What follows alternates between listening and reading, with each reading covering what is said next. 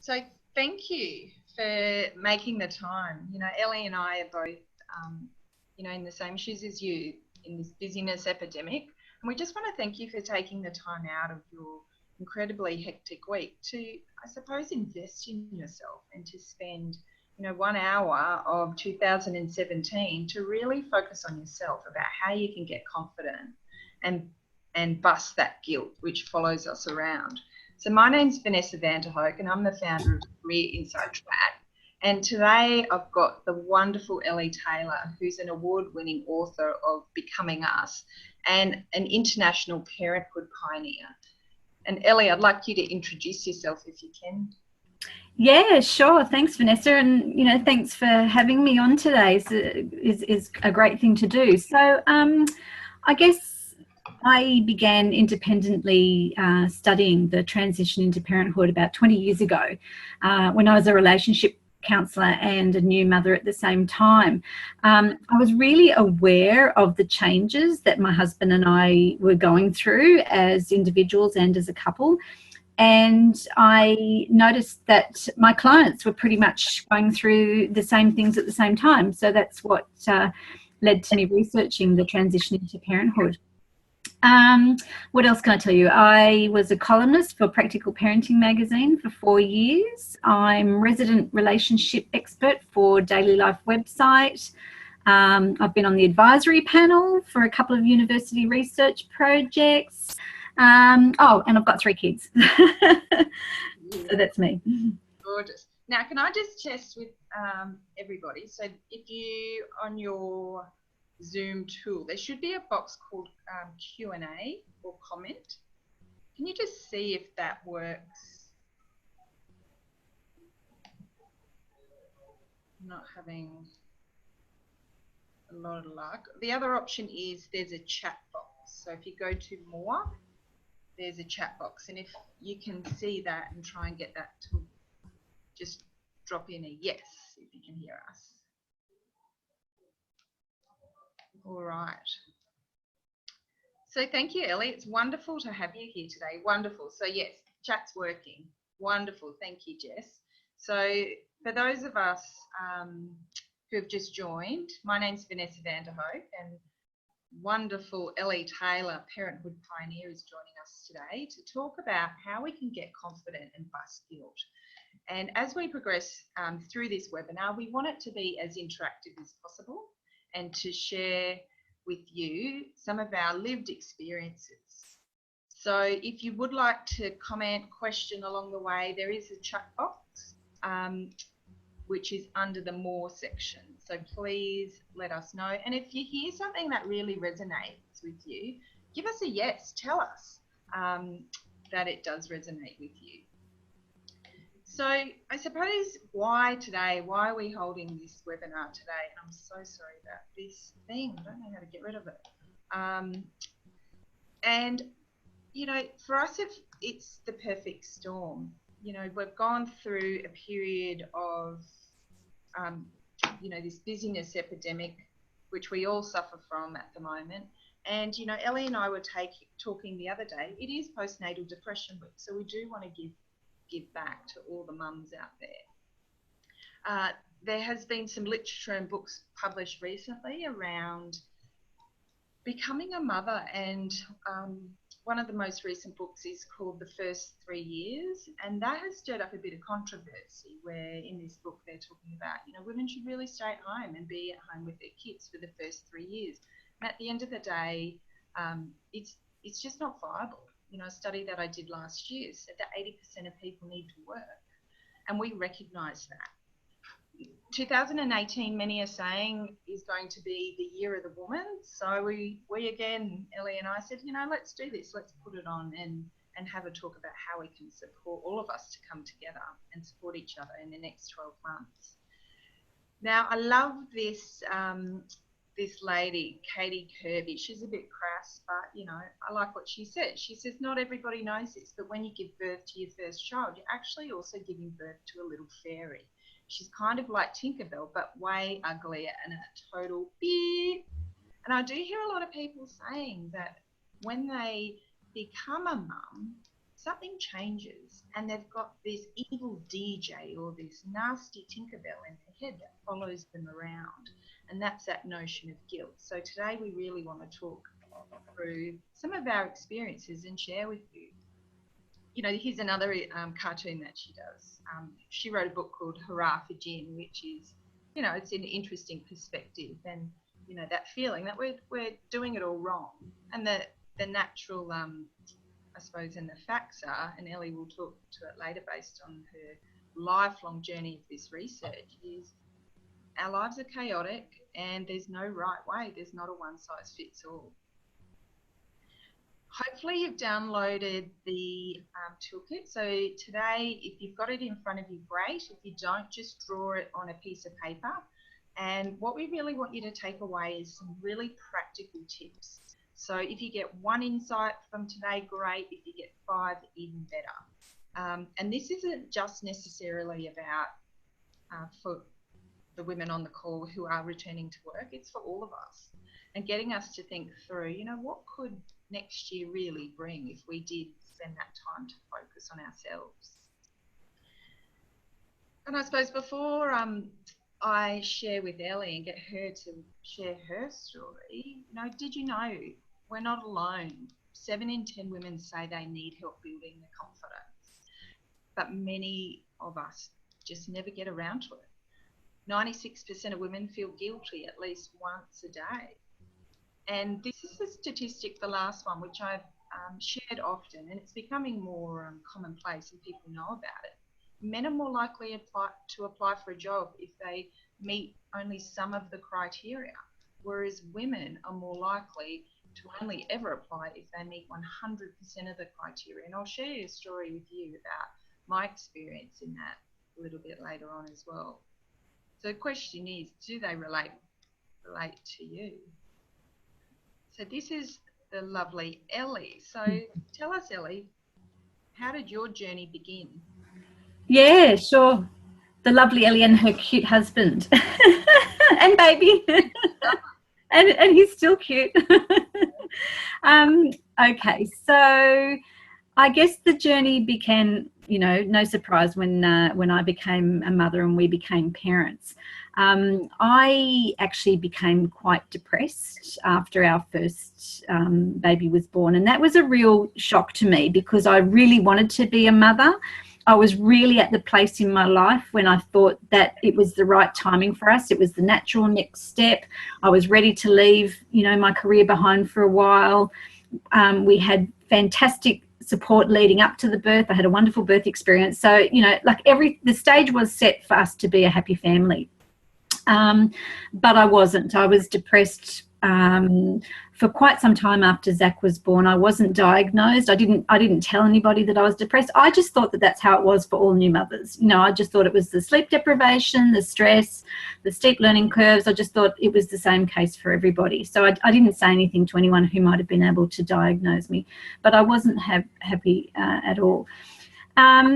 I'd been very happy before the birth, and so I started wondering, and I loved my job. I loved the job that I thought that I was leaving, but they didn't want me to leave, so they basically just said, have as much time off as you want and come back when you're ready.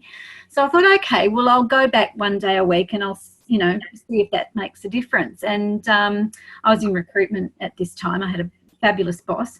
So I approached my mum to see if she'd be willing to mind our son for one day a week, and just thought, okay, I'll go back one day a week. My husband noticed a change in me almost immediately. I remember him commenting on it, and I remember him saying, you're a different person since you've gone back to work. I hadn't picked that in myself, but he really, really noticed it, and I really remember him remarking on it. 3 years later, I was pregnant with our second baby, and I was studying to be a relationship counsellor. I was also doing a degree through University of New England, and I was offered another job by a large not-for-profit to start working as a relationship counsellor. And they really wanted me to start working as soon as possible while I was still pregnant. And again, they said, you can take as much time off, you can come back when you're ready, but we'd love to have you. So I said, okay, that'd be great. I ended up taking off about, maybe 18 months, no, about 12 months with her. I was enjoying it more than I had with my son, so I had a little bit more time off with her. And then again, I arranged for my mum to look after her 1 day a week so I could go back to work, and I did that. But then my mum moved away, and so I had to think about putting our daughter into daycare. I couldn't get her into the daycare where my son had been, and which I was really happy with. I had great relationships with those carers, but they didn't have any spots available.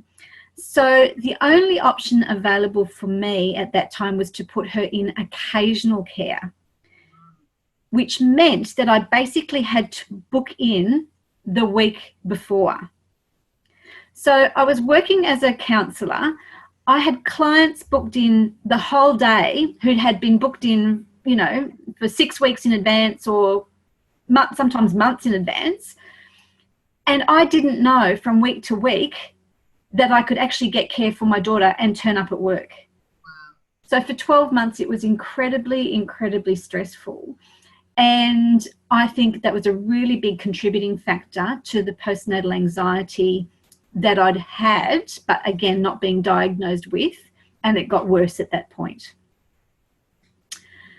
So I was really frustrated at not having any options, and that the only option available to me was incredibly stressful for me and wasn't probably the best option for my daughter, but that was it. It was either do that or not go to work. But I'd learned that being at work was such a huge part of my self-esteem, and it's such a huge part of my sense of identity, that the trade-off for me was that I went back to work.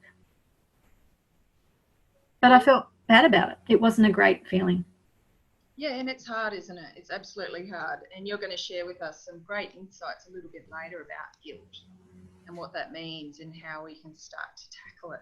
I am. I'm excited about. Yeah. And I suppose, my story is similar in many regards. I had created this new company, business was thriving, and I tell this story and some women judge, others give me funny looks. But, I signed a big contract the day after my daughter was born in the hospital bed. I had an emergency cesarean. When you have your own business, you've got to keep things going. And I had a company and stuff and things like that, so it was okay. But, the months preceding that, I had no idea that 4-month leap was so difficult, where the baby learns that they're not part of you anymore. And Millie screamed for 3 weeks straight, and I didn't sleep, and it sent me absolutely insane. And as a result of, the constant holding her, I developed an incredibly painful chronic condition in my arm, which I've only recently had surgery on. And I think for me, I reflect on my 20s when I was a senior executive and going to conferences and presenting. And I'd mentioned, I had 2 children, my oldest stepchildren, and people would come up to me in the break and go, wow, we just don't know how you do it. How you got to this level in your career and you've got these older kids. We just can't get it. And when I'd say I've raised them since they were 3 and 5, I almost got filthy looks from women like, oh, now we get it kind of thing. And at the time I took great offence, but it wasn't until I had my daughter when I realised actually the first couple of years of growing a human and raising a human, but also the physiological change you go through as a woman is profound. And for me, I just got goosebumps. It's cool when you get the soul shiver, isn't it? It means you're onto something. But it's true. It's a profound, neurologically we change, hormonally we change. And I think as women, we need to get better at supporting each of us in this next stage of our life. And I know that a number of the people who are joining us today have kids that are all different ages. And I think, I love this cartoon. Here's another one from Katie with that little guilt fairy following around, career over, hey? Why did you bother having me? And that's exactly the story of yourself and how I felt as well, Elly. So I suppose today what we want to share with you is our tips. You know, we're on the journey as well. Elly's kids are a bit older. I've got 14, 12, or almost 14, 12 and 2. And Elly, yours are teenagers? I've got 2 adults now. I've got 22, 19 and 15 last week. Yeah, wow. And it just changes, doesn't it? The stages and ages of our life and our career development and our family, it changes. Yes, thank goodness. Yeah. And I suppose our tips today that we're going to talk through with you are around, you know, spending a bit of time to understand your strengths. So, you know, so often I did a radio interview last night on 2CCC, and it was around sharing with the listeners about spending just that little bit of time to do a stock take, to say, what are my strengths? What are my achievements? What have I done this year? You know, where do I want to be next year? Calling out those limiting thoughts. So we have up to 40,000 thoughts a day. Some of them we don't even hear. So it's working through a process of, you know, how can we call out those ones that are damaging? And Elly's going to talk through what that means as far as, you know, us learning what our needs are, learning the causes of guilt, identifying those blind spots, and then finally proactively planning our next 12 months. So whether or not that's returning to paid workforce for you, a new job, or career change or role change or whatever it is, just spending a bit of time at the end of this session. And at the end of this session, we'd like to share with you some thoughts around how we can work together going forward over the next 12 months. So if you can stay with us, we'd love to share that with you. I will say that this is being recorded, and so we will send it to you. It will be available for a limited time of 72 hours to view it. So firstly, identifying strengths. Often I hear people going to interviews and in a bind when they're trying to think of how to best present themselves. And I always say, spend the time at the beginning of each year working through what your strengths and achievements are. There's nothing better than writing it down and feeling proud about it. The quote, you know, write this down. This is Vanessa's quote. You can't sell what you don't own. So if you don't own what you're great at and what your achievements are, how can you possibly market that to the world and sell it? And a really simple model that I like to use that I've got here is thinking about your skills, your experience, what your values are, and what your attitude are. And I go back 7 years ago. So I was working at Ernst & Young, a global company. I'd worked there for 11 years, travelled the world, worked in 3 states in the country. And, you know, I had an amazing career. I was managing, you know, 60 staff, had a budget of, you know, quite a few $1 million. And I remember being in the photocopy room. I can remember like it's yesterday, and I'm standing there, and the photocopier, you know how you get that bright light when the photocopier goes on and on and on. And there was a colleague there, and I said to her, okay, it's time for a change. Dan had relocated to Canberra, and I wanted to relocate. And I said, I need to apply for a job. And she said, oh, you could do anything. And I said, I looked at her, and I said, I just don't know what I'm good at. And she just stared at me, and I said, okay. So I felt like I had to fill the void, and I said, I just don't think I'm good at anything. And she's staring at me still. And at that point, I was like, oh my goodness, the fraud police are here and they've caught me. Those years of feeling like an imposter are finally catching up to me, and she's going to tell everyone. And she just looked at me, you know, and still silence. It probably was 10 seconds, but it felt like 3 hours. And she said, Vanessa, you've been in this firm for so long. You've grown this business. You've done this. You've done that. How can you possibly not be aware of what you're great at? And I was like, oh, okay. I just think I'm hardworking, which is that last column around attitude, right? I'd only ever thought of my value to an organisation around my attitude. And that comes back to a very core belief of mine as a child and being brought up by very hardworking parents. And she said to me, well, you need to go see a career coach. And I was like, what the hell is a career coach? Never heard of one. So she gave me a contact of a lady, and, you know, I'm telling you, it changed my life. I was then able to go to an executive interview. I joined the SES, which is a senior level of government, role in government. and then became a deputy CEO of a not-for-profit, and here we are today. I just think, wow, it's such a profound, for me, experience 7 years ago. And so now I'm sharing this model with you to help you start to think, okay, well, what are my skills? And what I put up there is very high level and basic. So when you work in depth around this, and to spend the time to come up with your top 5 key strengths in your value proposition, takes 3 to 5 hours. So here's a formula, but to get to the nuts and bolts of it, where you can clearly articulate my 5 key strengths are blah, blah, blah, which are very persuasive, it takes the time. So that's my story. Does anyone have any questions? Just type them in the chat box. So you just click on more and you can type chat. So over to you, Elly. Yeah, thanks, Vanessa. Okay, so our thoughts are incredibly powerful things, and often what we think becomes real, because not only do we think it, but it generates a feeling, which generates an action or a reaction, which then, confirms for us what we thought in the first place.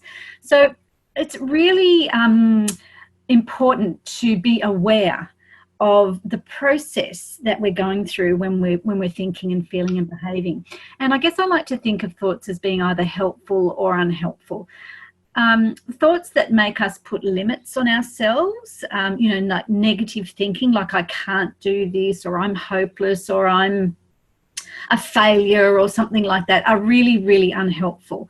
There's a simple technique that you can use if you find yourself using those really negative, unhelpful thoughts. Just put a rubber band on your wrist. And if you catch yourself putting yourself down, being nasty to yourself, being mean to yourself, saying things like I'm hopeless, I'm a failure, I can't do anything right, give the rubber band a little flick. And that's going to do 2 things. One, it's going to make you aware of when you're doing it. Actually, 3 things. 2, it's going to make you aware of how often you're doing it.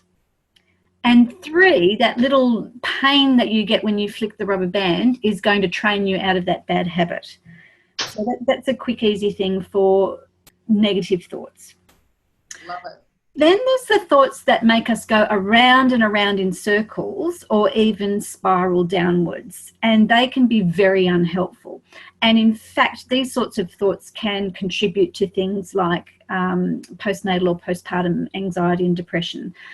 So, for example, if I think I'm a bad mother because I've worked, too much for a couple of days, and I've come home late, and I'm tired and I'm cranky and I feel guilty, then, that might make me do too much the next day for the kids, to make up for it. Maybe when I've got a day off, and so I do organise some grand thing for the kids to make up for it. But then I'm tired 3 days in a row, and even more cranky and snappy. And then I yell at my husband and my kids, and that makes me feel like I'm an even worse, not just mother, but mother and wife. And then that makes me feel even more guilty. So I spend too much money on the kids to make up for it. And then my husband's cranky with me because I've spent too much money. And then we start arguing about that. Blah, blah, blah. You get the picture. You can see how those sorts of thoughts can lead to behaviour that's not helpful and emotions that aren't helpful, and we can get into a downward spiral. So when we act on our thoughts and our feelings too quickly, we can end up just in this kind of, vicious cycle, or in a downward spiral, which is really not helpful. Helpful thoughts, on the other hand, lead to a process of getting our needs met. And the trick here is to slow things down and really get in touch with what's going on inside of us before we start to act on our thoughts. So, for example, let's use the same example. Let's say I've worked harder than usual for a couple of days, and then I sit with myself. And okay, yes, I feel guilty because I haven't spent time with the kids in the evening. But when I sit with that, I also will probably realise that there's some other thoughts and feelings that are coming up for me, like recognising that I've been more stressed than usual generally later, or feeling like I'm not getting enough support from my partner, or whatever. If I sit with the thoughts and feelings for a bit without acting on them, usually some deeper thoughts and feelings will come up.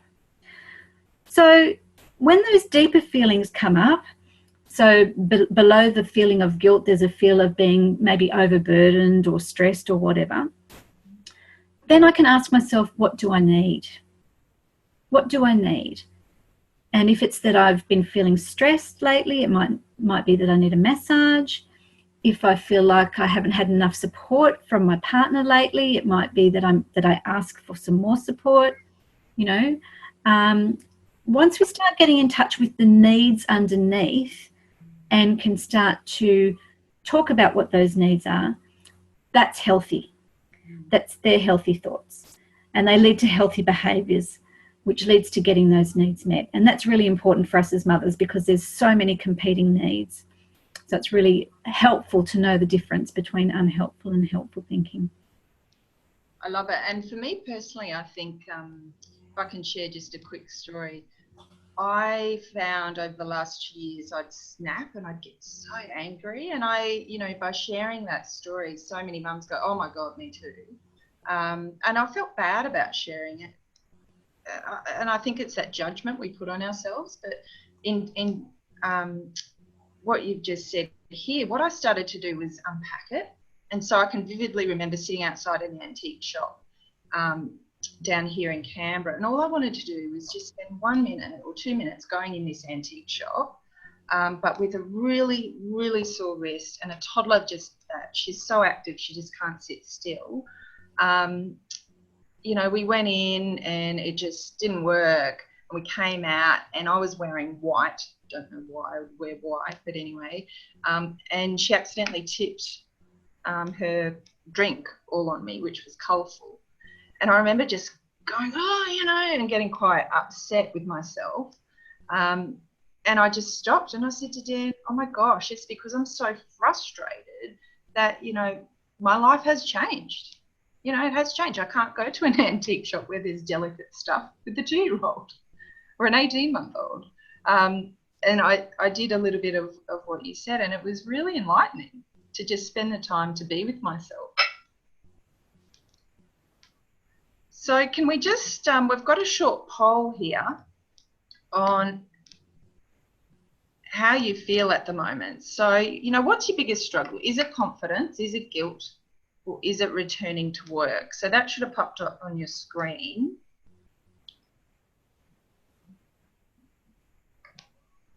I'll just let it run for a few more minutes. Confidence.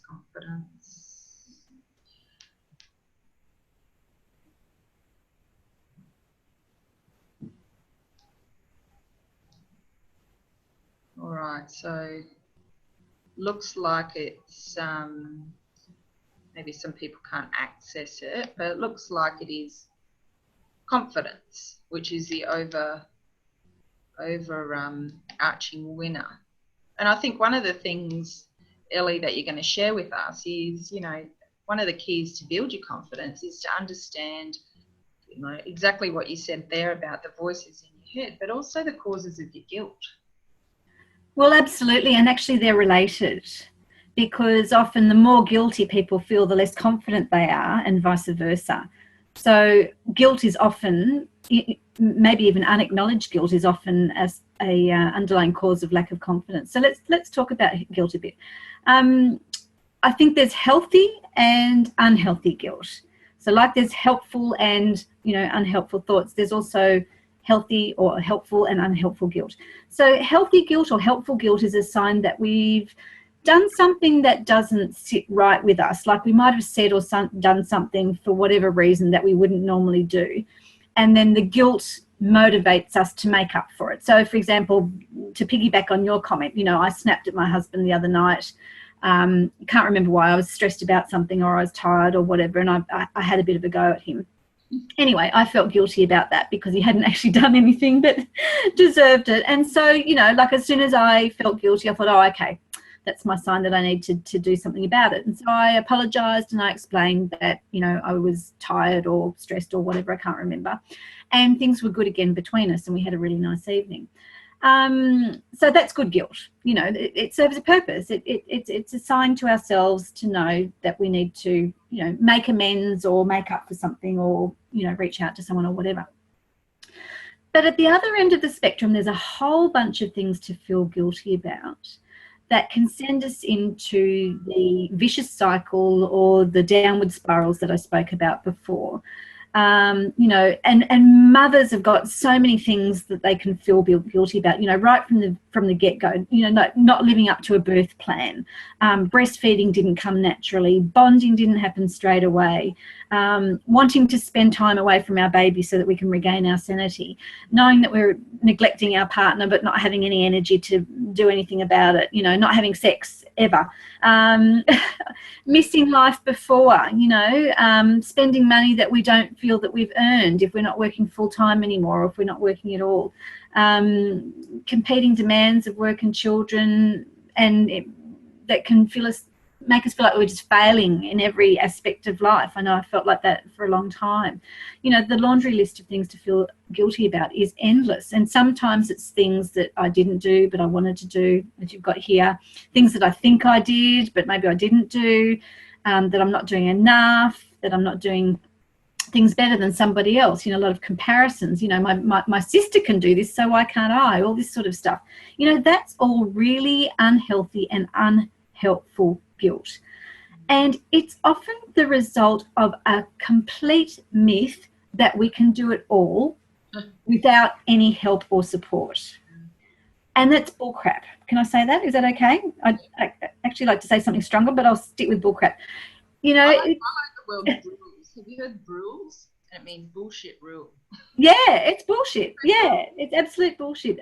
And, you know, I spoke with a lot of women when I was researching Becoming Us, and there was one woman, and what she said, and it's in the book, really sort of sticks in my mind. And she described this scene when she was in bed at the end of the night and reflecting on the day. And she said, sometimes not everything gets done, you know.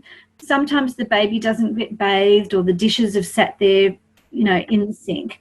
And most of the time I'm okay, but I have these moments when I'm in bed and I can see the baby next to me and I can hear my son in the other room, and I think they deserve more. So that's a perfect example of feeling guilty that I didn't do enough. And yet it is based on a myth. It's based on a lie that women can do it all without help. It used to take a village. It still takes a village. Mothers were never meant to do it alone. And it's only been in the last couple of generations that we've started to be conditioned to think that we can and should. And it's just bullshit. It's just not okay. And it's a huge contributing factor. I get quite passionate about it because it's a huge contributing factor to perinatal anxiety and depression. We've got women suffering because they're buying into the lie. And we really need to bust that myth and tell them they were never meant to do it alone. But it's not helpful, is it, when you've got some of these senior leaders, like I saw a lady, the head of Deloitte, come out yesterday, I think it was, saying women can have it all. And so yesterday when I was at the radio station, Jolene was like, really? Do you really think that? I was like, absolutely not. Even the lady who coined the phrase, women cannot have it all, Anne-Marie Slaughter in the US, she, a couple of years ago, came out actually saying men can't have it all either when they have kids, because you're exactly right, that village is gone. The village is, you can't do both. You can't, it's not possible to work full-time and to parent full-time. At the same time. It's just not possible. You know, we need help to do any of that sort of stuff. And, you know, like it takes a village, and I think employers are part of that village. You know, I had two really supportive employers when I had young children that made it possible for me to return to work for the, you know, 1 or 2 days that I wanted to back then. And that was enough for me. It might not be enough for somebody else, and that's fine too, as long as they've got the support so that they can do it without feeling like they're failing or guilty or whatever. Absolutely. I think, sorry, you go, Elly. I was just going to say, so going back to what I said, you know, confidence is closely tied to our expectations of ourselves. And if we expect that we can do it all without support, we're really setting ourselves up for failure. You know, we can only do what we can do on any one day if we've got the time, the resources, and the support available to do it. And we really need to give ourselves a break, I think, and you know, we're all just doing the best that we can under really difficult circumstances in most cases. Yeah, absolutely. And I think that goes hand in glove with the next tip that we've got from our experience is understanding your blind spots. So being conscious of those areas that you need some, you know, support and help in. So if I can just launch this next poll to get you thinking, you know, how good are you at asking for help? So I spoke to a gorgeous friend this morning who said she felt a bit awkward because she was at home working today and the cleaner was there. And, you know, I thought, you know, I felt like that as well. But even the fact of, you know, getting a cleaner is hard. That asking for help, that paying for money, there's barriers that we self-sabotage ourselves on. Saying no, you know, having boundaries, even saying yes and embracing opportunity. Someone once told me, if someone gives you an opportunity, particularly in a career sense, take it because they see something in you that either you're not backing yourself in or you can't see yet. And I think it's an amazing, it was an amazing tip and it led me down some incredible paths. Procrastination and perfection go hand in glove. I'm a reformed, healthy perfectionist. I'm moving to the more healthy end. Navigating the juggle struggle. I think, you know, we've got harmony at the end. Balance is bullshit. It doesn't exist. Work-life balance. Like, I think we need to ditch the term. And I like the term that I use, flex work, full life. I'm not saying everyone needs to work fully flexibly, but if you can have a little bit of flexibility, it helps a lot. Negotiating, being able to ask what you want and to get it in a way that's respectful, being able to influence, promote yourself and put yourself forward for jobs in the best way. So it looks like, can you see my screen there? I can, yep. Oh, good. Oh, you, maybe not everybody can. Can you see now? Mm-hmm. Sharing the results. So for the people who voted, you know, we had a lot around saying no and having boundaries, which is absolutely a common thing that I hear all the time in self-promotion. So the question I ask, and if you've got your notepad there, is jotting down if any of these were actually blind spots to you, or perhaps they're not blind spots, perhaps they're conscious incompetence. So if I can close this, you know, down the bottom where you actually say, you know what, I do know that it's an area that I need to work on, but I just don't know how. So what we'll do before we share some tips on how we can help you progress, these are for I'll just talk a couple of seconds about planning return to work for those people who are planning their return to the paid workforce. I do have a comprehensive guide, which I can send out as well. But my key tips are utilise your keeping in touch days. There's 10 days which are available to you to keep in touch with your employer when you're off. They don't impact your payment and they can be used for things like conferences or training days. So if there's something that you can build into your maternity leave to help you, like Elly said, to really get your confidence going and keep you connected, it's well worth it. Spending time on building your confidence. So that goes back to that first point about your strengths, your achievements. So as I said, it takes, you know, it took me that exercise to be able to clearly articulate my 5 key strengths, 10 hours.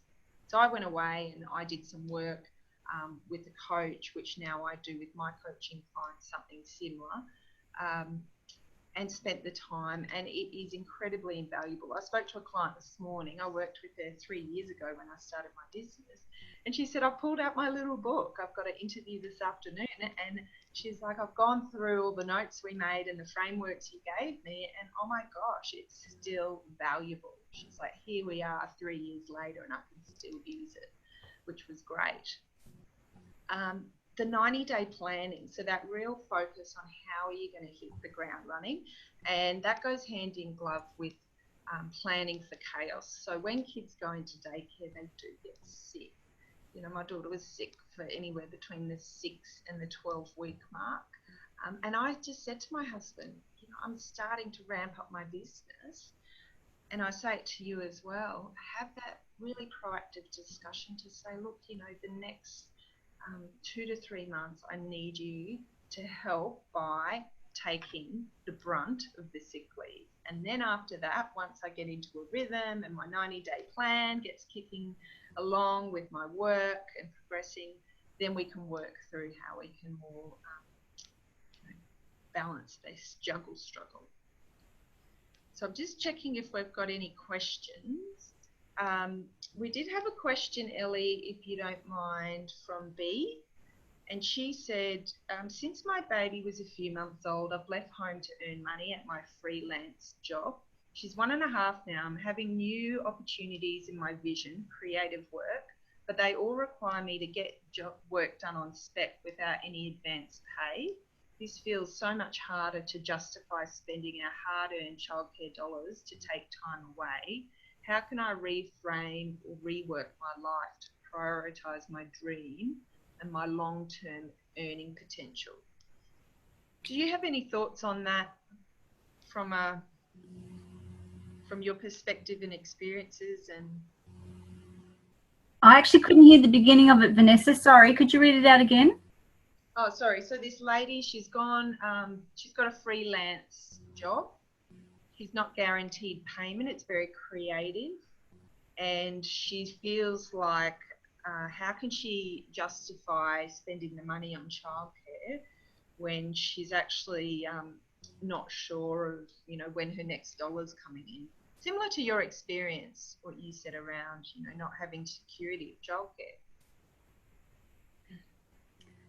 Yeah, I can relate to that a little bit personally. Actually, when I was building up my business, I was doing a lot of unpaid work. I mean, gosh, they say that, you know, you've got to put a couple of years into your business before it starts to pay off, doesn't it? I guess because, you know, our work makes us, or adds to our self-esteem and our sense of identity. And it's, you know, if that's a positive thing, that's good for your mental and emotional well-being. So it's not just about work, it's about who you are as a person.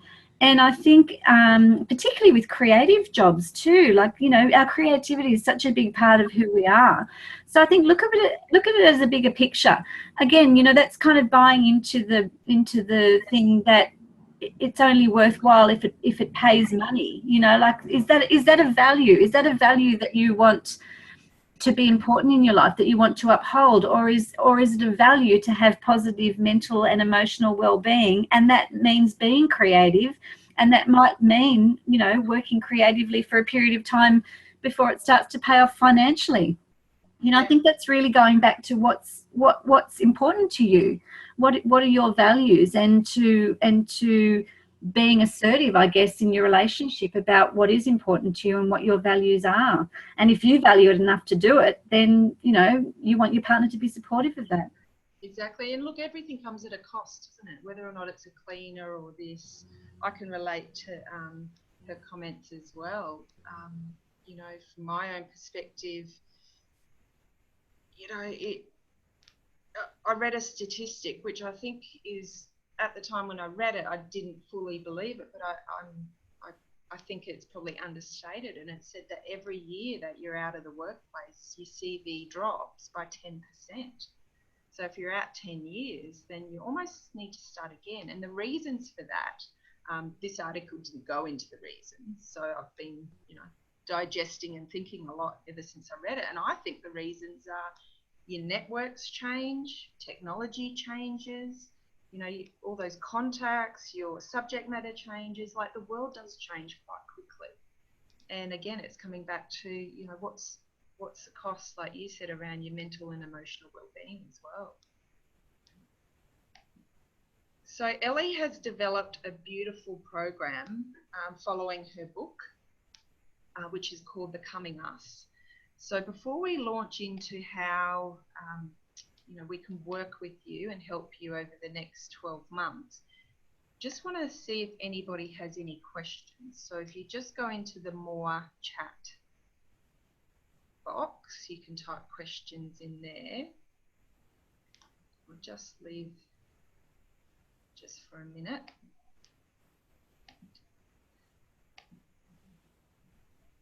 And I like to think of this. This is Katie Kirby again, and she calls it the shitty guilt fairy death spray is coming soon.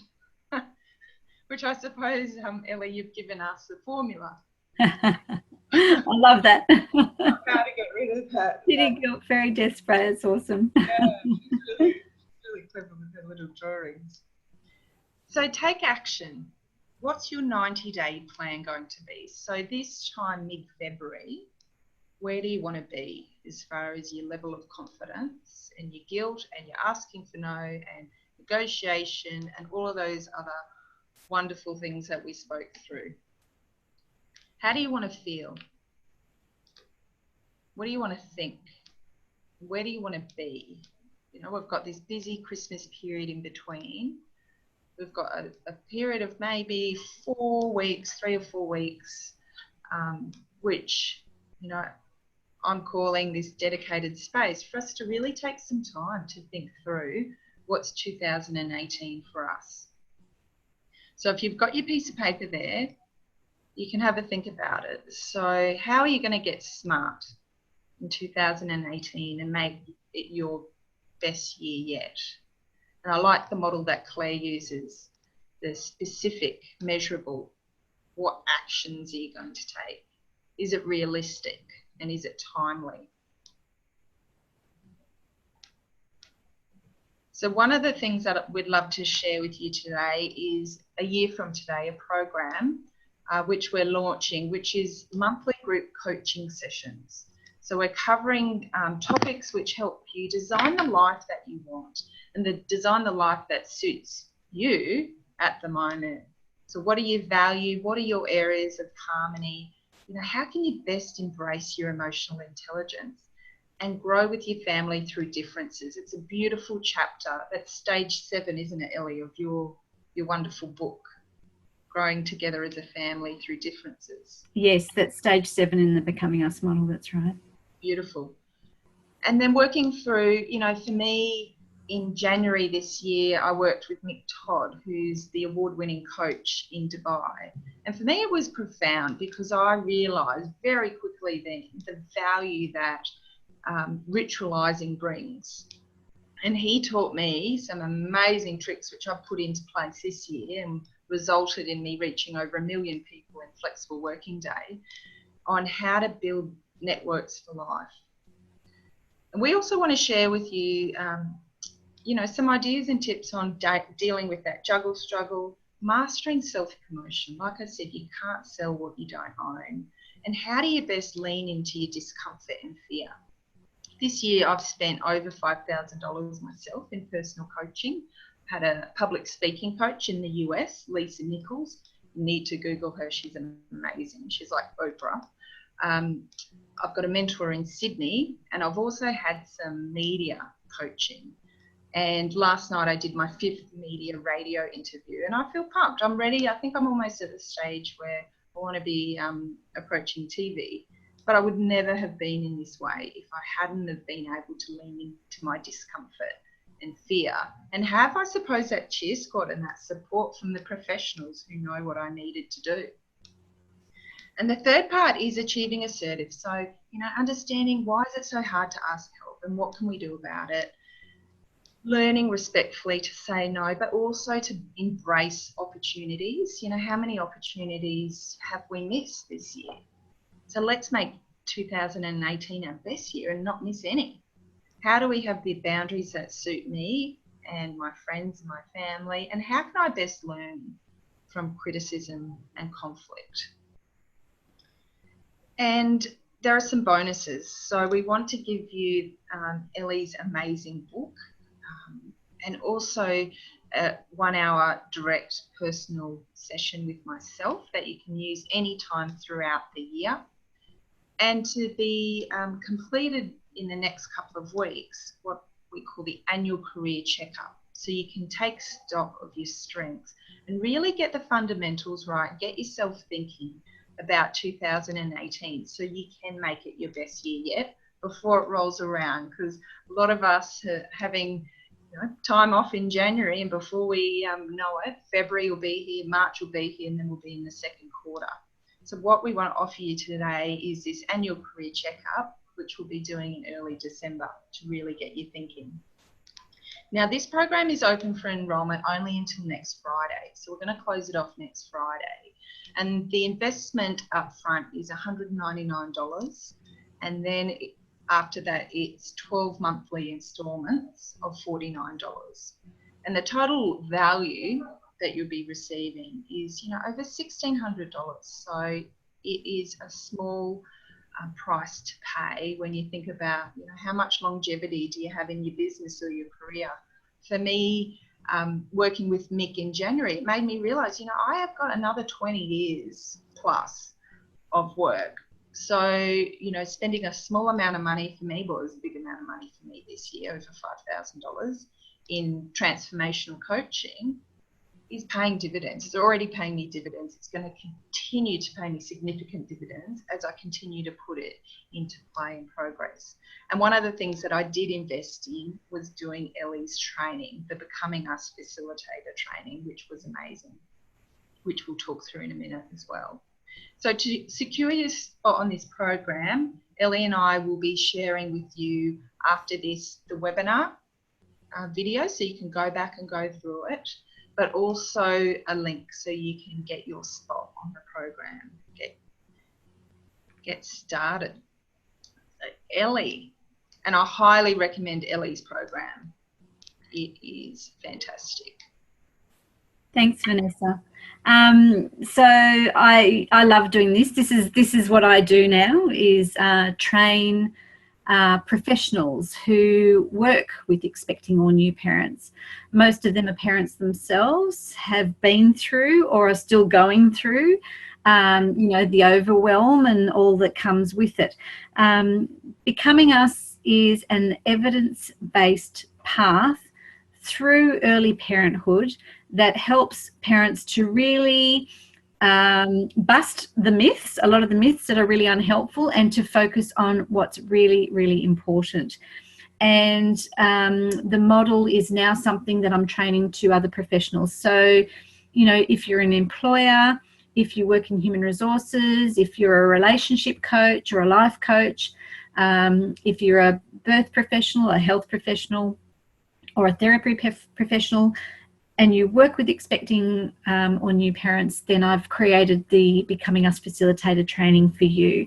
So it's an online training program. There's 14 sessions. You can get 26 CPD points, handouts and resources that you can use from day one with your clients. And we also have a couple of live Q&A video conferencing calls. We've also got a really beautiful, supportive Facebook group that you'll be a part of. And you have lifelong access to all the materials, which are updated regularly. I love supporting professionals who love supporting parents. So I'd love to extend that to you if that's something that you'd like to be involved in. And Elly, you're offering a discounted price, so your program is usually $700. Yes, that's US dollars. I need to point that out, and it's also very well priced. I've been told I should be charging a lot more, but I want to keep the price down.